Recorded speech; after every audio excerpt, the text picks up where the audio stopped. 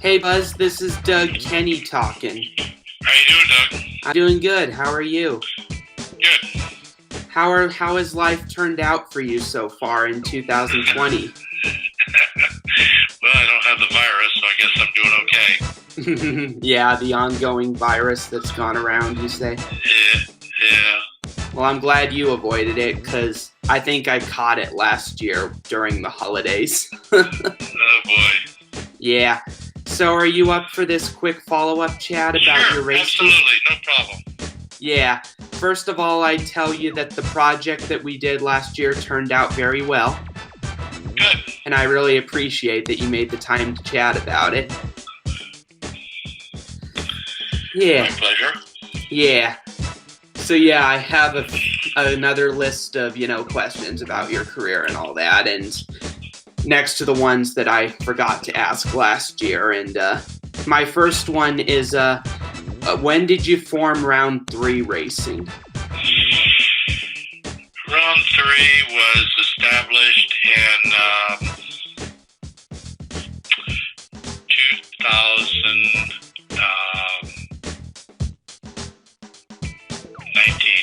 19, yeah. That's really cool. Where does it compete? Last year we did what they called Champ Car. That's an endurance series. Virtually all endurance races, 8, 10, 12, 14, 24-hour events. And we really competed pretty much everywhere east of the Mississippi. Road America, Road Atlanta, Barber, Watkins Glen, on and on. VIR. Pretty much all the tracks this side of the Mississippi. Nice. That's pretty cool. So, Very cool. Yeah. So is Champ Car different from the Kart IndyCar series then? It is. Champ Car used to be called, it had a very unflattering name called Chump Car. And the idea was basically lower cost cars, but again, running in an endurance format, and you get all shapes and sizes. You get good cars, pretty cars, ugly cars, but yeah, it was renamed Champ Car a couple of years ago, and typically fields anywhere from 70 to 100 plus cars starting some of these endurance races. It was pretty amazing. Yeah, that's pretty cool, man. So who runs the team? Actually, my son and I own the team. Our team manager is a gentleman who lives up in Joliet, Illinois, where the shop is located. Mark Gamora is his name. And Mark is a longtime Porsche guy. And as we're running Porsches, it's a perfect fit. Pretty cool. That's great to hear. What's your favorite racing movie between Days of Thunder and Talladega Nights? Well, if those are the only two choices I have, I would suppose Days of Thunder. Ah, okay. Now that you brought that up, is there like a movie in racing that you like better than those two?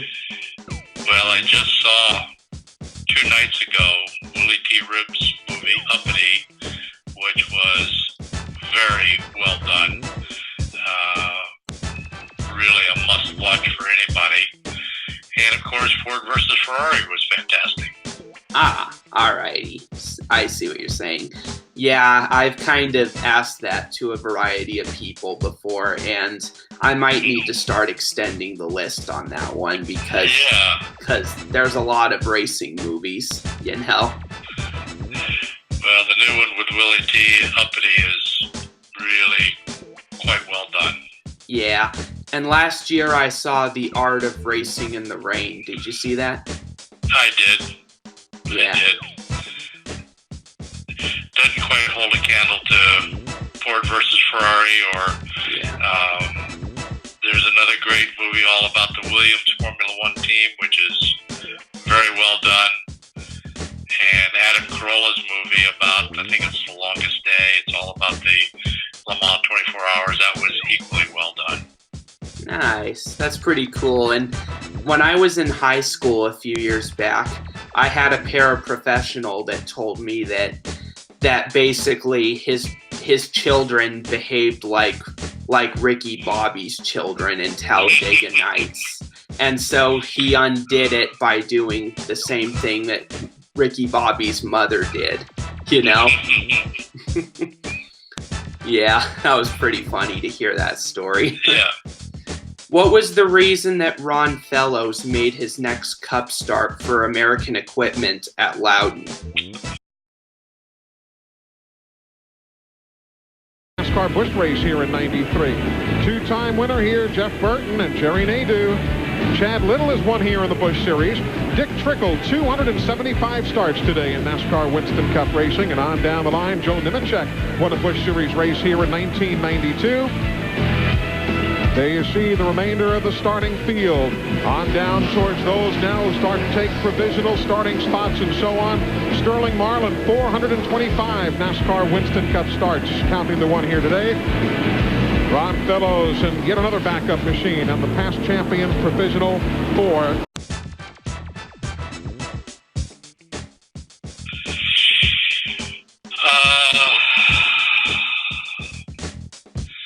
That's a good question. That was in the last year of Winston Cup, and we were basically had a revolving door with drivers, and Ron had been sort of pigeonholed doing road courses, and wanted to give him a chance to do a let's say a traditional oval track, albeit not a high bank track. And in hindsight, it probably wasn't a very good favor we did for him, because if my memory serves me correct, he crashed about 4 cars, and we actually had to send down to Charlotte, get another car and bring it up, and it was cold, and he wasn't used to tires coming in the way they do, and we probably didn't do him a real favor, but nonetheless he did it. Yeah. So you kind of consider that to be a mistake then, or? Well, it wasn't fair to him. It certainly probably put a sour taste in his mouth for doing oval tracks, and as Loudon, you well know, Loudon is a track that really didn't give much margin for error, and it was a pretty tough track to have a guy go out and do his first, let's say, non-high banked oval. Places like Charlotte and Daytona, he was well familiar, but a flat track like Loudon, probably need a little bit more time. Yeah, that makes sense. Didn't Robbie Gordon win a race there in 2001, I believe? He did. Yeah. That was, from what I understand, that was one of the biggest upsets of that year, because Robbie was a road course driver. Yep, that was, I remember it well. And if memory serves me right, he kind of pulled a bump and run on Jeff Gordon, which is part of the sport, Well, good for him. Yeah, I'm with you on that. What did Ron say after his trying day at Loudon when he finished 36th? I don't specifically remember, but I know that he was pretty upset with, some of the crashes. He crashed real early in the very first session, and it was super cold, and he was going super quick, and just didn't account for the tire pressures and how the car was going to come in. But I don't specifically remember, but I do remember it was a tough day. Yeah, and probably not one of his fondest memories. I would say not one of his fondest memories. Yeah. And what did Ron say on the radio when his car broke at the Glen? Keep our land glorious and free. Oh, Canada, we stand on guard for thee. Oh, Canada, we stand on guard for thee. Oh, say, can you see by the dawn's early light what so proudly we hailed at the twilight's last gleaming, whose broad stripes and bright stars through the perilous fight for the ramparts we watched were so gallantly streaming, and the rocket's red glare, the bombs bursting in air, gave proof through the night that our flag was still there. Oh, say does that star-spangled banner yet wave for the land of the free and the home of the brave.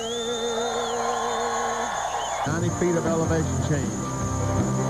And we have some road racing experts that have joined the NASCAR Winston Cup regulars. Boris said qualified the car. Jimmy Spencer will start it. And Ted Christopher will substitute for Dick Trickle also. Let's take a look now at the Walmart EverStart starting lineup. On the pole, Jeff Gordon, his second string road course pole, and Ron Fellows, who won a Busch Series race here in June. Rusty Wallace pulling up right behind Ron Fellows. That's Fellows in the Caterpillar car, Rusty Wallace. Rusty's looking pretty doggone racing. The last time was almost a mile per hour faster than Fellows around the racetrack.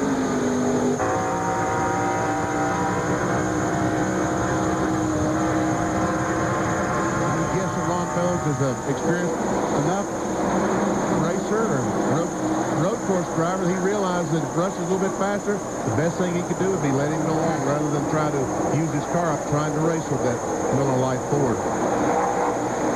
These shots overhead from the Pennzoil Copter Can, which will be with us all afternoon. Watkins Glen are out. Pace car is on pit road, as you can see. The field comes off of turn 7, gets the green flag. We go back to racing. Lap number 12. And Ron Fellows got a terrible start. Rusty gets a jump on him. And looks like Mark might get a jump on him. Once again, unaccustomed to the restart. Fellows having some problems as he and Rusty go through one side by side. Whoa, and Fellows hangs on, at least up through corner number 2. Oh, Ronnie boy, easy now. And he hung on to the second spot. Good job, Ron. But boy, both Rusty and Mark are right on his back bumper now as they head down the backstretch. Jeff Gordon just zipped away from there as a result of Fellows' bad start. And there, Rusty takes second.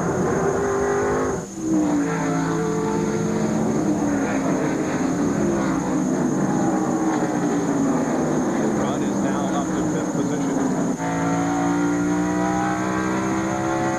As he tries his best to close in, and we see Mark Martin trying to get by Fellows. And Fellows just backs off and lets the Mark go. So he's trying to keep something to race with and trying to figure out exactly how these guys do it. Very smart. Now we're on board with Ricky Rudd, and we'll see what his plan is. Maybe an attempt on the front stretch. Wow, got a great bite off turn 7 and gets on the inside of Fellows. Here comes Jeff Burt. He also has that preferred line. And Jerry Nadeau. Oh, Nadeau hard on the brakes. Trying not to get into Fellows, but he gets the position anyway. Well, Ron has lost several spots here after being in second on the restart. Now back to trying to get 6th. Yeah, that car is not handling as good as it was. The Ron Fellows car not sticking quite like it was before. John Gurney has moved up 3 abreast here. Oh, something's wrong with Ron. You wonder if he has a flat tire or maybe something else wrong.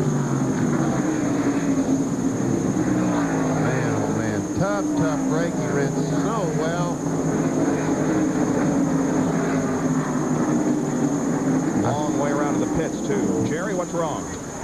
Well, Ron has told the crew that something in the car has a severe vibration, and so they are taking the war wagon and they are leaving the pit road and headed back to the garage area where they anticipate Ron Fellows will pull the Caterpillar Chevrolet in with the vibration getting more and more severe. Let's check in with John Kerner, who's standing by with Jimmy Spencer. Good morning, fine. Let's go down to the pits for the Ron Fellows story.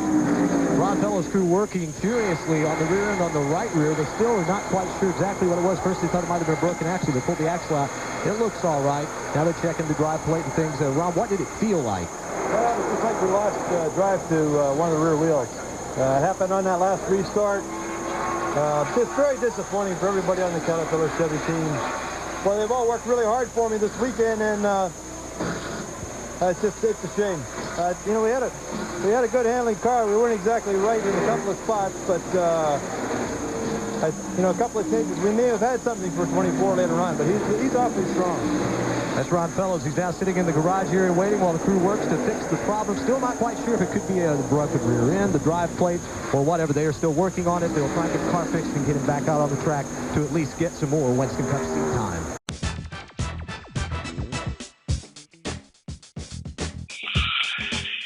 Well, I remember that, other than the fact that I don't know what he said on the radio, but, you know, that was a race that certainly was something that could have been a highlight. And, you know, I hate to say it, but it was a crew error that in assembling the car, you know, for that race day that caused that failure. And it was just a real shame. I mean, he was, you know, running up front, probably, who knows, I mean, could have crashed the next lap, who knows, but we certainly took away any chance he had of having a great finish by, you know, a self-inflicted wound. Yeah, that's kind of tough. And did he ever return to the race after repairing the car? I don't believe he did, because if I remember right, it sheared off a bunch of the hub bolts, and the car just wasn't able to continue. Yeah, it's tough. And when did you make the decision to walk away from the Cup Series that year? Well, I would say that the decision was partly made for me when Caterpillar decided to terminate their sponsorship program early. And, you know, we had made some effort to replace them, and I just, I wanted to see the year through, and I would say that probably in September that year, we made a pretty firm commitment that we were going to shut our operation down. And, you know, I was able to lease the equipment, lease the shop to, you know, another team. And so I would say about September that year, we made a pretty firm commitment, and the object was to try to get everybody placed in other locations and other teams, and rather than wait to the end of the season, we were sort of preparing ourselves for the inevitable. Yeah, and didn't you say that you sold the shop briefly to the Morgenthaus? Well, at the time, after we got out, you know, after I stopped that year in '98, we leased that shop to Joe Bessie in 1999. I believe that he remained in that shop pretty much all of '99, if my memory serves me right. And then BAM Racing came in, and they rented the shop for a couple of years, both with, you know, Shauna Robinson and Kenny Schrader, and there was a Brett, I can't remember his last name, Sherman, I think it was. Oh. And then eventually they bought the shop, but I think they rented it for probably at least 3 seasons. Alrighty. Did you ever attend the Daytona 500 at all, other than when you were a team owner? I did, certainly as a spectator. And when was that?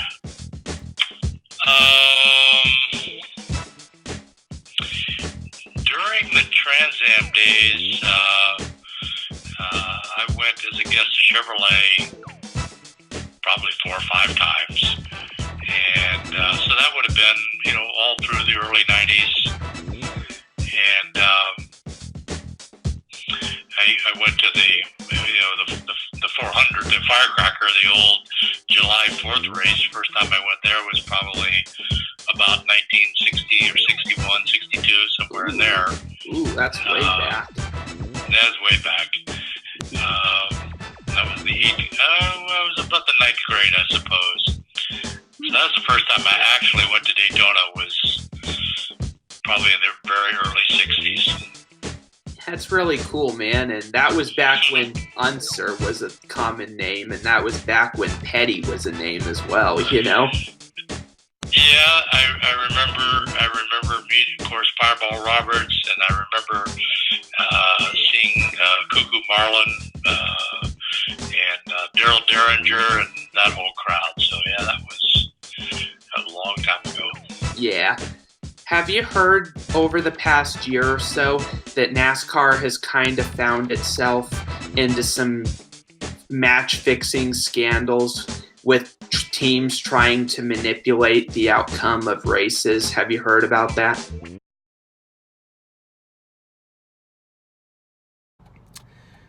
We're on our way to the Xfinity race, and I just got word on Facebook that Darrell Wallace Jr., driver of the 43 Chevrolet in the Cup Series, has been fined $50,000 for having intentionally wrecked his car at the Texas Motor Speedway to intentionally cause a caution.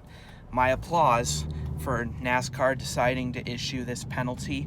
In my opinion, Bubba's comments afterwards saying that he learned from Logano and a few other guys, and that he's not the only one that does it, that to me was a confession of guilt, and it further justifies the penalty. So good job on NASCAR for upholding the integrity of the sport. If they looked the other way, I think it would have damaged the sport even further. So good on them. Alrighty, let's keep going.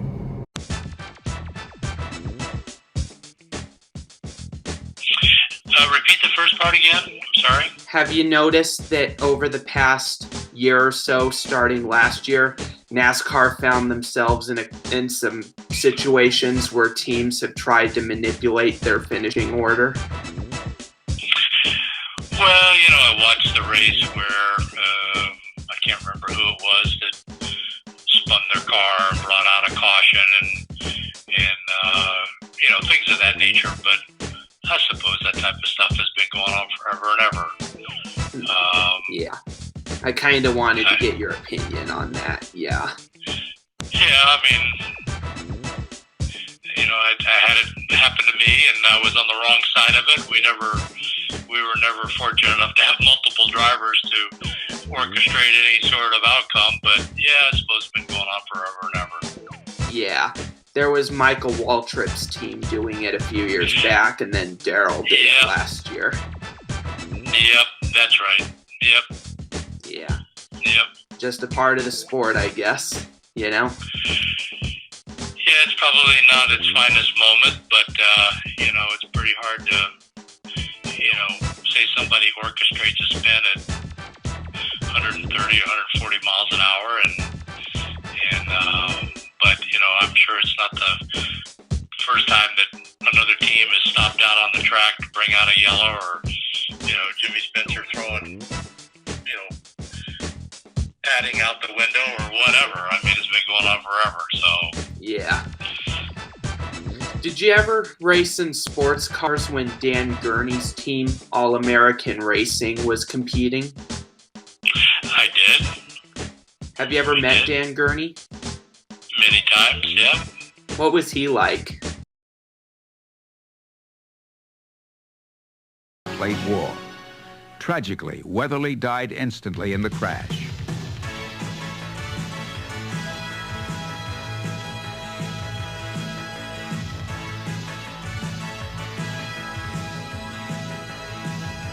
On the restart, Petty once again takes the lead with Gurney's second and McDonald third. Transmission failure puts Petty out on lap 101. A.J. Foyt tries to get by Marvin Panch.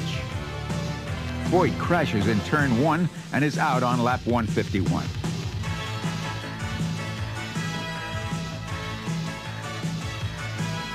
Gurney looks unbeatable. Panch is holding steady in second.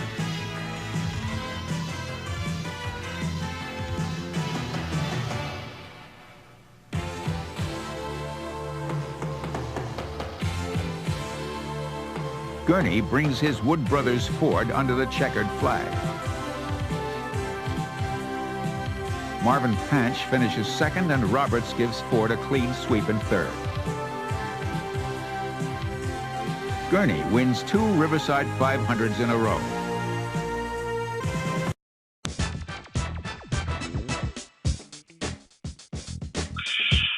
Well, he was probably one of the cooler guys that ever walked on pit road, being a California dude, and he was a great racer and a wonderful team owner, and just a guy that always had a smile, and certainly everybody wanted to feel that they knew Dan Gurney, and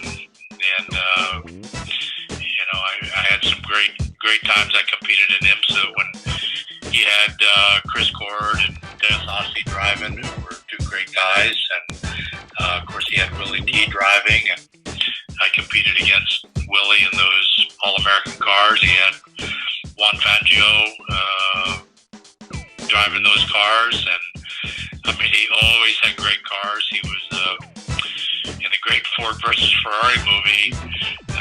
He had my very good friend Jerry Grant as his teammate, both at the 24-hour and 12-hour and the 24-hour Le Mans. I mean, he was just an icon, that's for sure. Yeah. Isn't Jerry Grant the guy that was penalized late in an Indy 500 in the 70s? Yes, he was.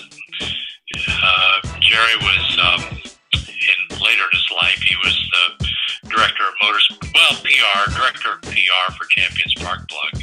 And, you know, he was always at the track, and he was a, very good friend. And yes, he was. They had an award. There was an award at Indy 500 in those days. It was called the Jigger Soroy Award. It was awarded to the guy that had the toughest luck. Oh, yeah. That's because of... Isn't that... isn't that because of... sorry to interrupt, but isn't that the award that was awarded because of Jigger Soroy's bad luck in the pole? Absolutely. And Jerry won it because he came in for a splash of fuel at the end of the race and pitted in the wrong pit. He pitted in his teammate's pit and took fuel from, that rig of the other rig, and that cost him. Alrighty. Yeah. And sorry for interrupting there. I had to ask that. Okay. Yeah.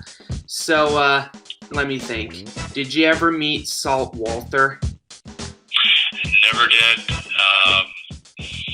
Never did. I met his brother in hydroplane racing down in Miami, and they were certainly a star-crossed family, that's for sure.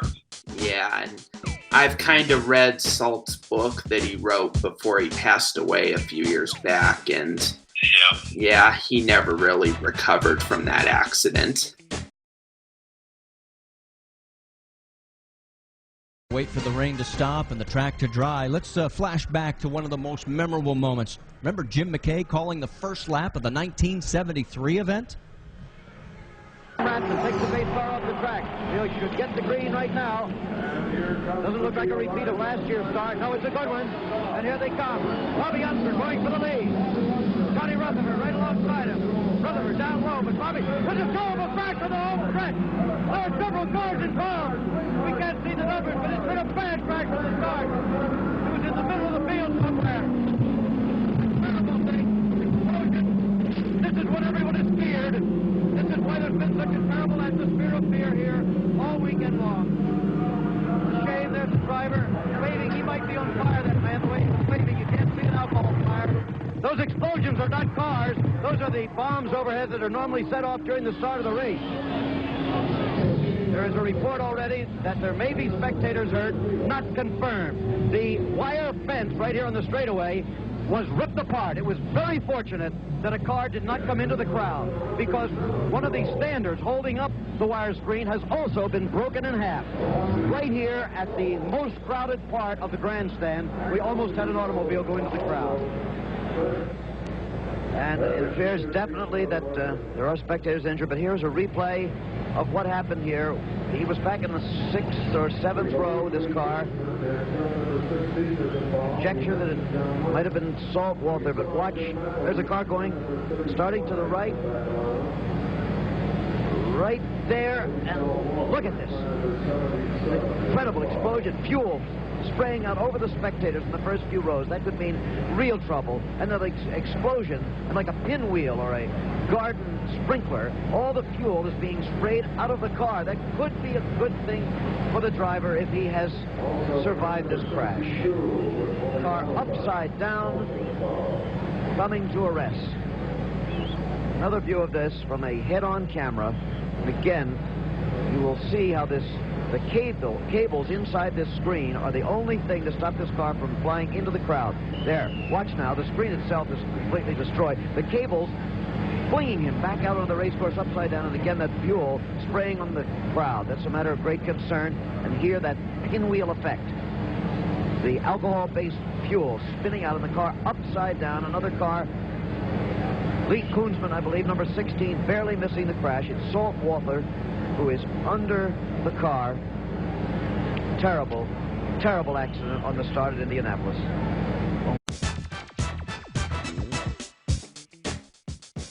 Nope. Yeah. So, who do you think is the greatest motorsports team of all time? Team, you say? Yeah. Well, that spans a hell of a lot of racing. I would say probably in this country, you'd have to say probably Penske. Yeah.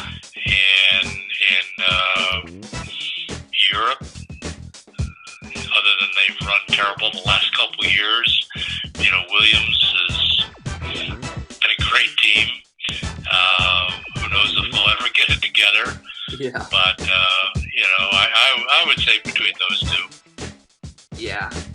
I would have to agree with you on that. And the fact that Roger Penske bought the IndyCar series, I'm really impressed. Oh, unbelievable. Yeah, and if there's any team that basically deserves to run it, it's definitely the Penske team. Oh, absolutely. They're the winningest team there. Yeah. So, let me think. Let me think if there's anything else. Did Ron Fellows' truck and Busch wins in the 1990s play a role in you hiring him for the team at the Glen?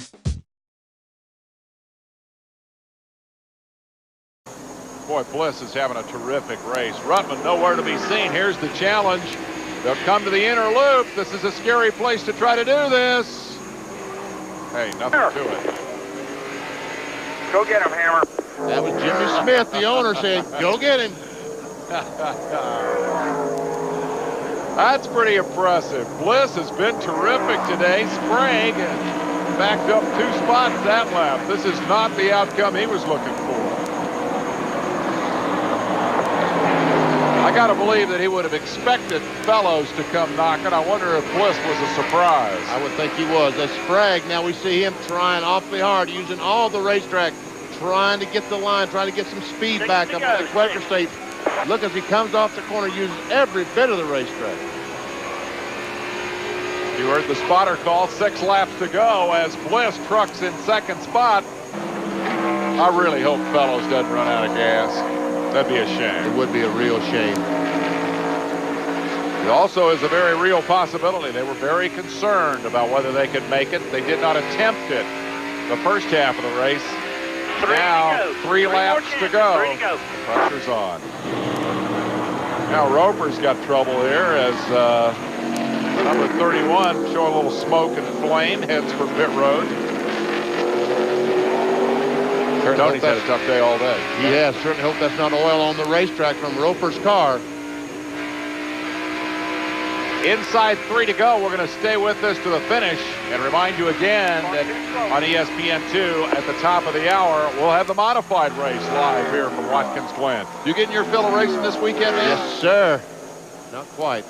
I'll be ready to go again about Friday when qualifying starts for the, and we see that Roper got out in a hurry, didn't he? Did get out in a hurry. Some fire in the car, under the car. About Friday when they start qualifying for the Mountain Dew Southern 500 and trying to figure out if Jeff Gordon can win that $1 million, I think I'll get psyched up again. It's all happening at Darlington. It's a great Labor Day tradition, and of course, it's all on ESPN. Father Dean Roper, 3-time USAC National Stock Car Champion. His son having a tough day here today. And some traffic for our leader. He gets to buy the first truck. It's Rob Morgan about to be overlapped by Mike Bliss. And this is Salazar in 77 as the 48 truck is able to get by him. Now that might hold up Mike Bliss a little bit and give Fellows a good run to the end, but does he have enough fuel? Does the 48 truck have enough fuel? The first time he was not able to make 31 laps. Can he this time? Fellows definitely made He used Morgan to hold Bliss up for a little bit. Now Morgan's teammate Salazar is the lap truck between the leader and second place. Here's Stacy Compton giving way to the leader as Fellows blitzes his way down, looking for 2 to go, looking for the white flag. The white flag this time by. That's going to be a tough deal for Bliss. He's going to have to make up an awful lot of ground once he gets around Salazar, and he won't have a lot of time to do it. This time by, the white flag will be out for Fellows. These trucks have pulled away about 6 seconds from Jack Sprague. Here he comes off turn 11 down to the start-finish line. White flag is in the air. Now, does he have enough gasoline?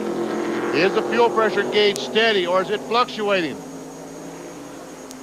Man, these guys are white-knuckling it down to the wire. Less than a lap to go at Watkins Glen. The race is theirs, baby.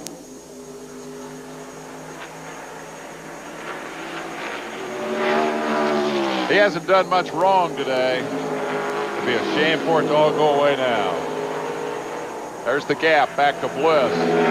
Valiant charge throughout the afternoon. Traffic hung him up when it mattered most. Ron Fellows told us both in Texas that he would love to do something with NASCAR next year, be it a truck, the Craftsman Truck Series, the Busch Series, Winston Cup. He had trouble at Texas with the blown motor. He had mechanical problems at Topeka. 25th and 33rd certainly don't speak to this guy's ability to drive a car or a truck. Today, he's been the top cat here at the Parts America 150. And now it begins to look like he's going to make it. Benny, here's your checkered flag for Ron Fellows, who started it from the pole, milked the fuel for all it was worth, and gets a fist in the air as he wins his first ever truck race. He is a happy camper. Wow, I made it. Well, we've got Ron Hornaday down here. Ron Fellows, yeah, I'm so used to saying Ron Hornaday. It's a commonplace. He's won so many races. But I have to ask you, Ron, what was the story here regarding the fuel? Did you guys pull a fast one on everybody in the first half? Because how did you make it the second? They told me if I conserved for a bit, we thought we could make it. So I did some drafting, and I ran out on the cool-off lap coming out of 5. I mean, magic. I got to thank Bob McGraw from 8 Yards, stuck with me. Billy has. This is great. And I won here in a Chevy before. Damn, I'm glad to be having a bow tie up front. What's the plan for next year now? I mean, are you going to go Trans Am again, or are you going to try and put this whole truck deal together? Trucks is what I want to do, man. Trucks is what I want to do.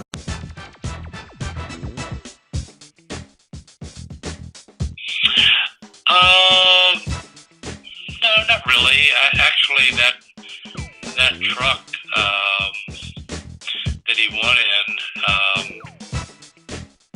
that Billy Hess built that truck. If my memory serves me right, I paid for that truck. So, oh, you did? You know, I believe so. I remember I had that truck built, and you know, the whole idea was to put Ron in it. And honestly, I don't remember all the finer points, but I'm pretty sure that when he won, he thanked me. So yeah, if my memory serves me right, yeah, I think I bought that truck. Yeah, not only that, but I want to say for the record, yeah, he did thank you. I've seen his video on YouTube where he won at the Glen in the 48 truck, and he was like, Buzz, I hope you're watching. I got to thank all the guys. They did such a great job. We got some help from David, American Equipment with the shocks. Man, Buzz, I hope you're watching. Ron Fellows, your winner here at Watkins Glen.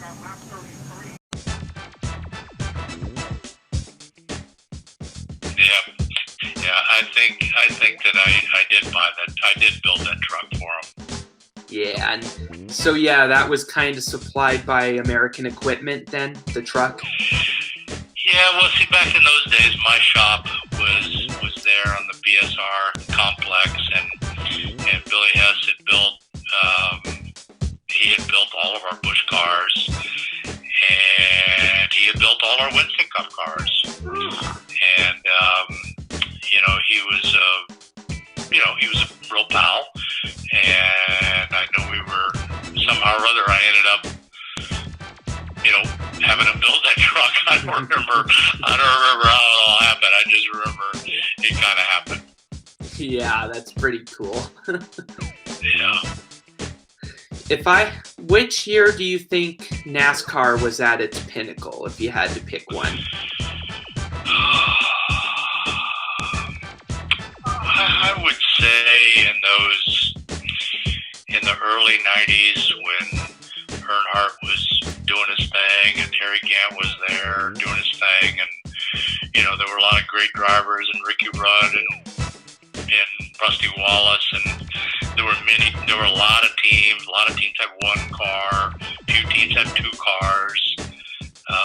Technology was just starting to come in with guys understanding, you know, you didn't have to run your set of Bilsteins every race. You know, when, you know, different shocks were becoming apart, and guys like Terry Satchel, who was a great engineer with Chevrolet, General Motors, did a lot of engineering on cars, and teams that understood that there was a lot of mystery in those cars did very well in those early days. And I just thought that was some really great racing back in that period of time. That's pretty cool. And if I had to pick the time that I think they were at their pinnacle, I would have to say it was the period of 1990 to 2007. Yeah, I would agree. I liked the early 90s. I thought that was some really late 80s, early 90s. I thought that was great racing. And, yeah. You know, everybody had a chance, and the Road Ringers were able to win at Sonoma and the Glen. So yeah. Yeah, and I'm kind of with you on that. I like the time when everybody had a chance to win, when the Road Ringers were dominant, and when, you know, any team could succeed if they had the right opportunity. You know what I mean? Yeah, I mean, you think back all the days when Sterling Marlin and those guys in that 4-car, they had great runs at the Super Speedway, and there were teams that were better on the short tracks, and you know, Childress and Earnhardt. I mean, they were one of the first teams that they grasped onto some of the technology and tried some really, really unique stuff. And but all the teams had a chance. I mean, Ricky Rudd had his day. Walther was still there doing his thing, and I mean, there were a chance for multiple winners almost every week. And yeah, there was a period of time, I think Harry Gant won something like 4 or 5 straight races, and I agree with you on that. Yeah. Yeah, and let me think. What's your favorite road course track that NASCAR is raced on? Oh my goodness.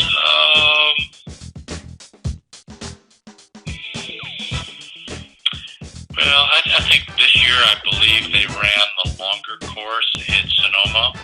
Yeah. Pretty sure they did. Yeah. And you know, with the big, I don't know what call it, the carousel, but they didn't run that goofy thing they've been running the last couple of years. I thought that was great. I thought Riverside was great. I'm not a big fan of Watkins Glen. You know, I don't think it really challenges them. I would love to see them run the long course there sometime. That would definitely challenge them. Yeah. We did a bush race at the Formula One track in Mexico City. That was unbelievable. Yeah. And Montreal. Montreal.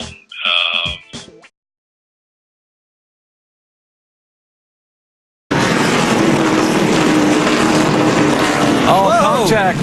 Ambrose is off the 25 car, gets hit by Max Pappas right in front of Pappas and damage on the left front. Still through the grass. Keselowski, Coleman, cars sliding all over in the grassy area off turns 1 and 2. Boris said is tore up big time, guys. He's got the worst. So look at Max Pappas, left front fender. Caution flag is waving now.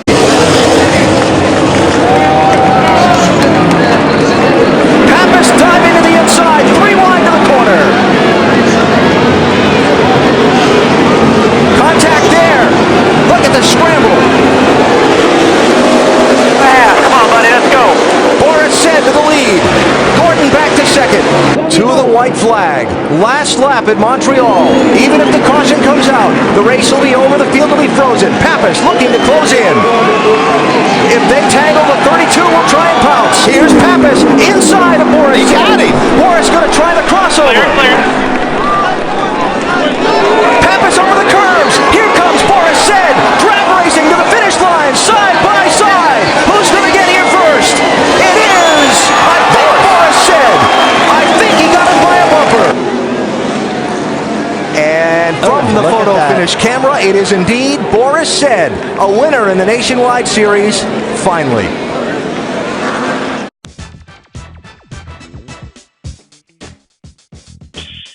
Mid-Ohio is for the Busch cars has been a pretty neat racetrack.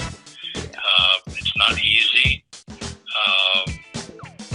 Yeah, I don't know. I don't necessarily really have a great favorite. I would say typically though I don't think Watkins Glen is all that great of a road course for NASCAR personally. Yeah, I think it would be if they included the boot part of it. Yeah. Oh, and then it'd be great. Yeah, and I've always said that if there was one race that I wish wasn't taken off the NASCAR calendar, I would have to say Mexico City and Circuit Gilles Villeneuve, because those were unpredictable. Very. Like, very. It was a pain in the ass to go there, I can tell you that. Yeah. You know, taking the trucks and going across the border, that was a pain in the ass. Yeah, I bet. I wouldn't wish that on anybody. Especially climbing up the Mexico mountains that there are. Yeah. I'll tell you too, when racing at Mosport, the Busch cars had some great races there too. That would be a really good course for Winston Cup cars. The Monster Energy Cup cars.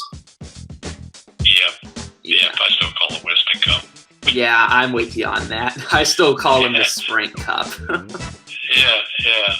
And when PIR was changed to ISM Raceway, I always said that I'm always going to view it as PIR.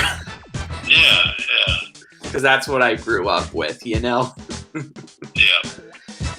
Last year I went to the Xfinity race at PIR, and I met race driver Ben Rhodes. Mm-hmm. And I kind of had a funny memory with him because I posed for a photo with him while he was talking on the phone. It was very impromptu.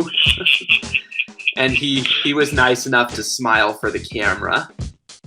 Good. Yeah. You ever heard of Ben Rhodes? I have. Yeah, he's a rising truck driver. Yeah. Yeah. Did you ever meet P.J. Jones or Parnelli Jones? Know them both. Yep. Yeah. What is Parnelli like? Well, I just saw him recently actually, I think he was in, he might have been in that Adam Carolla movie, but, he's getting up there in advanced years for sure, but, in his day, he was another guy like Gurney. He was a pretty tough customer, that's for sure. Yeah. But I know PJ relatively well, raced with him in the IMSA series, and all good guys, and last time I saw him, I did a pre-run of the Baja 1000 course with a friend of mine who's the director of SCORE, and we were at this famous place in Mexico called Mike's Sky Ranch in the middle of nowhere, and there's PJ walking around the poolside, so you never know who you're going to meet. Yeah, I don't know who I'm going to meet when I go to NASCAR races. All of them have been pretty much surprises for me. Like last year, I didn't just meet Ben Rhodes. I also met the sponsor of John Hunter Nemechek, as well as the spotter for Martin Truex Jr. You never know. Yeah, you never know. What was your reaction when Robbie Gordon led a lap in the 96 car at Sonoma? Well, I'll never forget, I was standing there, and we were pitted next to Richard Childress, and Richard, we were standing there together, and he said to me, he says, it's great to have somebody in the car who can drive it, and I said, you bet. And, that was another race. It was, if it woulda, coulda, shoulda. He just unfortunately broke with about 3 laps to go, but I think that was a race that he was probably going to win. Yeah, that's just tough. Yeah. So let me think. There was another. What was working with David Green like? Is going to get the white flag as he comes by this time. There it is. So that is our winner, Mark Martin. And Mark Martin will win for the second time in a row from the pole. Now he can't run out of gas, which he won't, of course, and I don't think he'll hit anything on this last half mile. Of course, he's been dodging bullets all day long. Tommy Houston pulls up alongside Mark Martin. Tommy looks like he thought the race was over, but Tommy better stay out there for one more lap. Yeah, that reminds me of Cale Yarborough at Daytona, when Richard Petty won his 200. There was a couple of laps to go, and Cale drove in the pits. And who ended up finishing second? I finished 4th. I think he beat me. I think I finished 4th that day, but here comes Mark Martin. He's coming. What's he doing? Wait, look, he's coming down pit road. Wait a minute, Mark, the race is not over. And Mark Martin had pulled pulled in. David Green was winning this race. David Green is going to win the race as Mark Martin has pulled down pit road. I don't believe it. Have you ever seen a situation? I mean, the white flag was waving so clearly. Remember Daytona when Cale and Richard had that wonderful battle to the line for the caution flag on the white flag, and Cale pulled down pit road? Remember we told you Mark Martin had a radio problem, radio coming in and out. He probably could not hear the crew, and he's trying to talk now to the crew as he pulls back on the racetrack. And David Green will get his second career Busch Grand National victory. And David's not taking any chances. He's going to run another lap just to make sure. And so is Tommy Houston. Does Santa Claus come in March or April? We're in April today. Isn't that something? David Green. It's the race finishes under caution, but Green is coming, gaining on Mark Martin. So is Tommy Houston. Martin pulls behind the wall. Now, actually, he was pulling headed to Victory Lane. His Victory Lane here at Bristol was right down out of turn 4, so he was headed to where he was supposed to go, to the gas pumps for the NASCAR inspection, but just a little bit early. He was about 300 yards short. Just a good 4-iron or something, Benny, for you. Yeah. Hey, Kyle, I wonder who's going to have the opportunity to talk to Mark Martin. It's just going to be Kyle or John. Well, Kyle Petty's headed to get back in his mellow yellow Pontiac for tomorrow for the practice, and we'll, of course, have our live flag-to-flag coverage tomorrow. But what a finish, and there's Mark Martin from inside the car. What a great run today, hanging on and in the Winn-Dixie Ford. We thought he was going to be able to win 2 in a row. He jumps out, and there he goes. He'll say, I just messed up. What, the NASCAR, the Busch official goes up and starts talking to him, and that's Chip Warren. Yep, he just messed up, because the white flag, we saw it plainly on the screen. The white flag and the yellow were waving very clearly. And hey, John, ask if he believes in Santa Claus.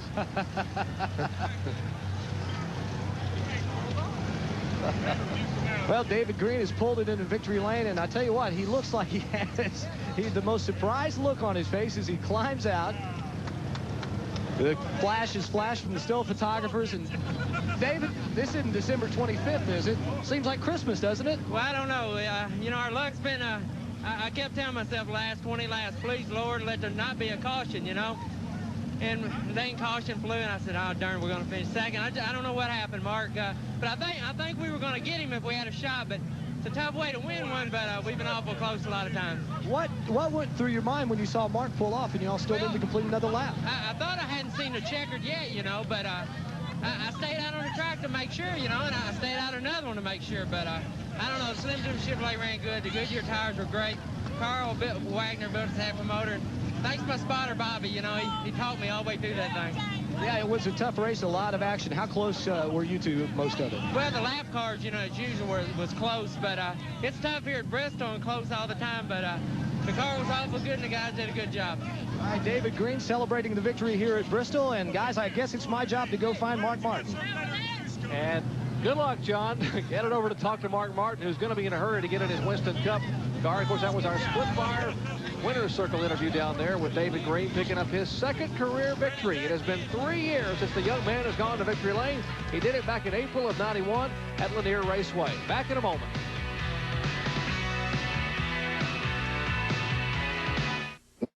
Back at Bristol, Tennessee, probably the most unusual conclusion to an event I've seen in a long time here in the Goodies 250 NASCAR Busch Series event. Now, here just moments ago, Ned, Mark Martin had dominated the race and was up front and had to coast around to get the checkered flag. Yeah, all he had to do was go to the start-finish line. Tommy Houston had pulled up to congratulate him. Here comes Tracy Leslie up on the outside. He's pulling up there to congratulate him. Maybe it broke his concentration.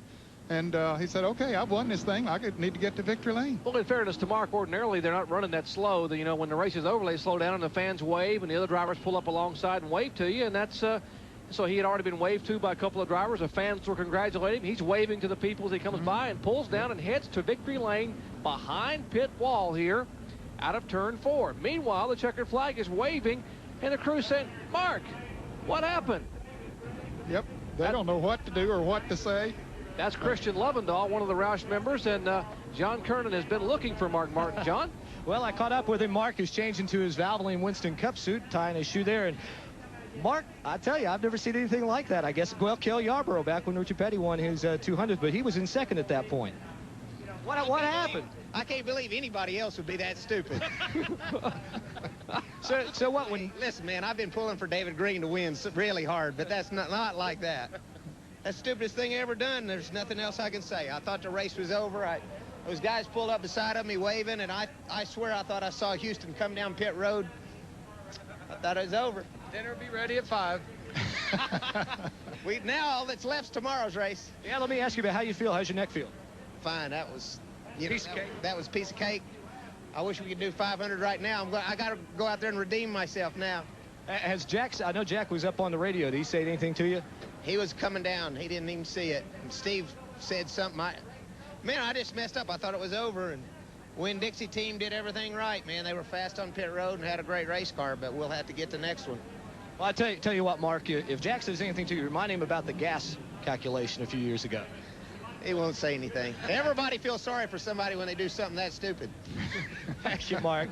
Guys, I tell you, John, it takes a real man to be able to smile on camera and say, man, was I ever dumb. I'll never believe a move like that. What a finish at Bristol, Tennessee. Back with more after this.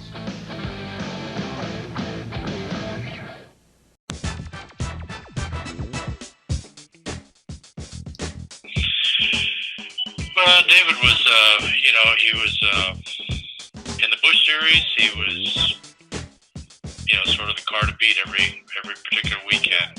He was very technical as far as a driver, understood, what he wanted as a driver. He was a very good qualifier. In Busch, he was again the guy to beat. Winston Cup, he just really never got a chance to, let's say, find out what he could have done. He was a good qualifier,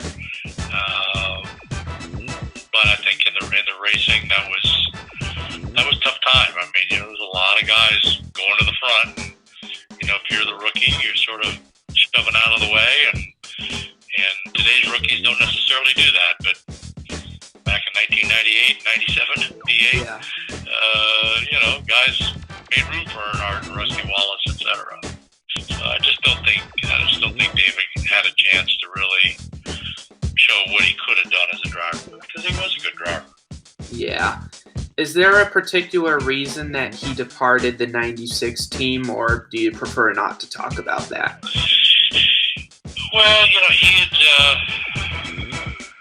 struggled. He was definitely struggling at that time. And, you always show that balance between, keeping the team together and having everybody tugging on the same oar, or the air in favor of the driver. If the team is unhappy with what's going on the track, somebody's going to lose. It's going to be the engine builder, going to be the chassis builder, going to be the chief engineer. It's typically not the tire changer. It's typically not the jack man. Most often it's the driver. So that was pretty much it. We really were struggling, and everybody was looking for, I don't want to say an excuse, but everybody was looking to do better. And, that was just one of those cases where a decision was made, right or wrong, to change him out as a driver. And probably in hindsight, it was probably not the best thing to do. Probably the best thing to do was giving him more opportunity to, get better and feel more comfortable. But it kind of happened, and once it happened, there was no going backwards. So. Yeah. So when did you start the American Equipment Company, and what do you guys actually do there? The company was started back in the late 40s in Chicago, Illinois, and we have always been in the railroad equipment business. We sell railroad equipment, railroad machinery, equipment that maintains the track, maintains the cars, rolling stock, and we do only business internationally. We don't do any business here in the U.S. All of our business is overseas. Oh, so you're a big company. Well, I wouldn't say big, but we do a lot of traveling, and we have offices around the world, and that's what the company's always done. Have you ever been to England? Many times. That's a place I'm hoping to visit soon, because last year I discovered my British ancestry. Well, bring your raincoat. Yeah, for sure, because doesn't it rain a lot there? It does. Yeah. What countries are your buildings based at in American Equipment? Say it again. Which what? Which locations around the world is the American Equipment Company based? Well, we have offices in Mexico, Brazil, South Africa. Where else do we have? Colombia. We had an office much. I would say we sort of have an office in Algeria, which is sort of defunct right now. But primarily those countries. That's where we have our own personnel. We use sales agents, distributors, independent distributors in other countries around the world, the Middle East, for example. We pretty much touch about every base there is in the world. Yeah, pretty cool. That's really cool. Hoping to travel to some of those countries one of these days. It'd be really cool. Yeah. Yeah. So, let me think. What is IMSA racing like compared to NASCAR?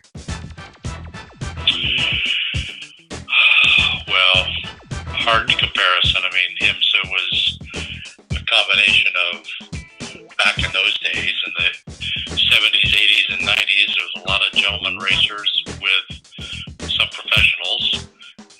Today, IMSA's almost all professionals. Probably some of the best road racers in the world are,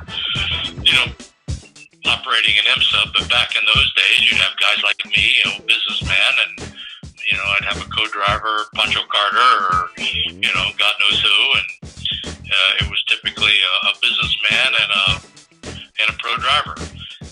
But today, most all those teams are all very well documented pro drivers.